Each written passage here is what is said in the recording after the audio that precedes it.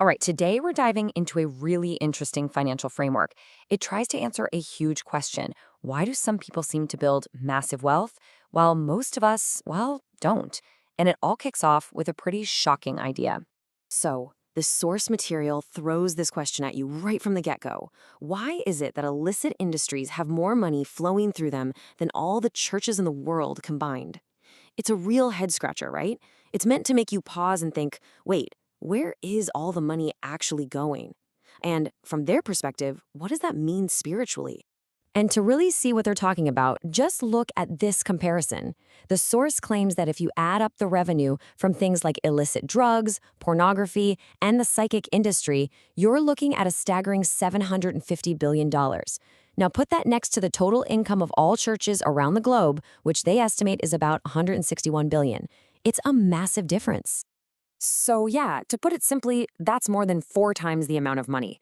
The whole argument here starts with the idea that this financial gap is a huge problem. They're basically saying that this is an imbalance that needs to be fixed.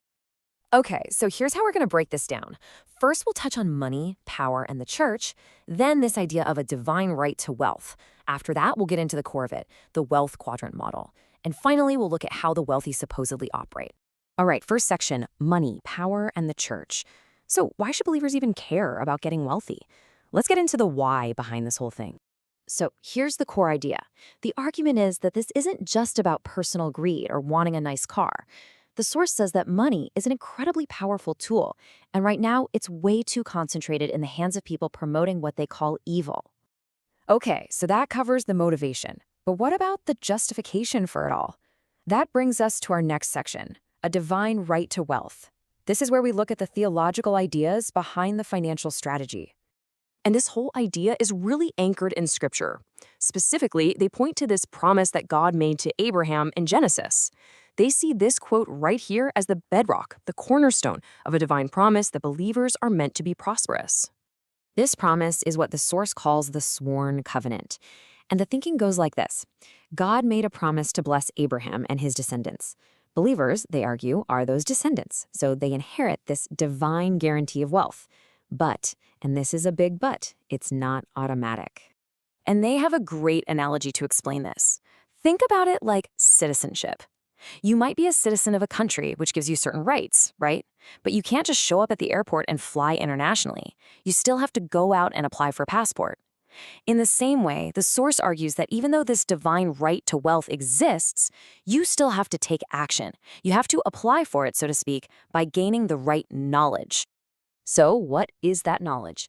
Well, that brings us right to the heart of this framework, the wealth quadrant model. Think of it as a map for your financial life. Here it is. The model basically says everyone fits into one of 4 categories based on how they make their money. You've got E for employee, S for self-employed, those are on the left, and on the right, B for business owner and I for investor. The core idea here is that which quadrant you're in pretty much decides your financial future. And there's a huge dividing line right down the middle of this thing. On the left side, you've got employees and the self-employed. The source says this is where most people live their financial lives, and it's where they tend to struggle. Then you have the right side, the business owners and investors. And that, they say, is where real wealth is actually built. So let's dig into that left side a little bit. First, you've got E for employee. Pretty simple, right? You have a job, you trade your time, your talent, your skills for a paycheck. Your income is capped by the hours you can work. Then there's S for self-employed. This could be a small shop owner, a lawyer with their own practice. They don't have a boss, so they own their job. But the catch is, if they don't work, they don't get paid. Now, let's look at the right side. This is where things get different. The B for business owner doesn't own a job, they own a system that makes money whether they show up to the office or not.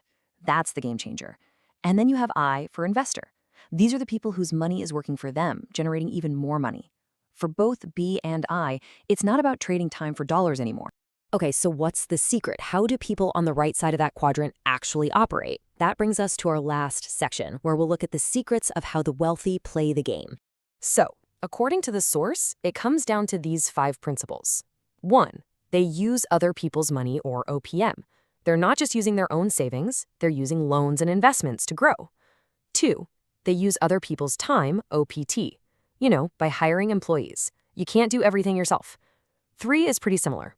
They use other people's talents. 4, they structure things to pay less in tax, legally, of course. And number 5, the big one, they focus on buying assets that generate cash flow. And really, if you boil it all down, it comes down to one massive difference in mindset. The source says it's this: people on the left side of the quadrant work for money. People on the right side work to acquire assets that then make money for them. And that really leaves us with the one crucial question this whole framework wants you to ask yourself. It's a simple one, but it's pretty profound when you think about it. Are you working for your money, or is your money working for you?